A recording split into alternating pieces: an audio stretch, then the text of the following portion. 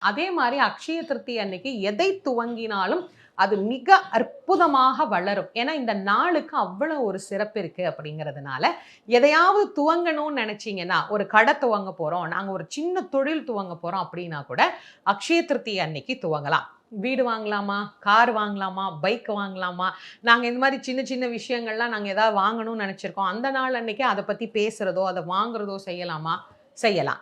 ஏன்னா, அக்ஷய திருத்தியை வளரக்கூடிய ஒரு அற்புதமான நலனை தரக்கூடியது. மகாலட்சுமியினுடைய அருளை தரக்கூடியது. அதுவும் நீங்க தாராளமா செய்யலாம். நான் எளிமையா உங்களுக்கு ஒரு யோசனை சொல்றேன். இதெல்லாம் யாருக்கு செய்ய வாய்ப்பு இருக்குதோ, அத நீங்க செய்யுங்க. எங்களுக்கே வசதி இல்ல. நாங்களே தங்கம் வாங்கணும்னு தான் நெனைக்கிறோம். எங்க வீட்ல சேர மாட்டேங்குது அப்படிங்கிறவங்கலாம், இந்த அக்ஷய திருத்தியை நாள்ல இந்த ஒரு விஷயம் செஞ்சு பாருங்க. அரிசி, பருப்பு, வெல்லம், காய்கறி, மளிகை பொருட்கள் இந்த மாதிரி உணவோடு தொடர்புடைய பொருட்கள்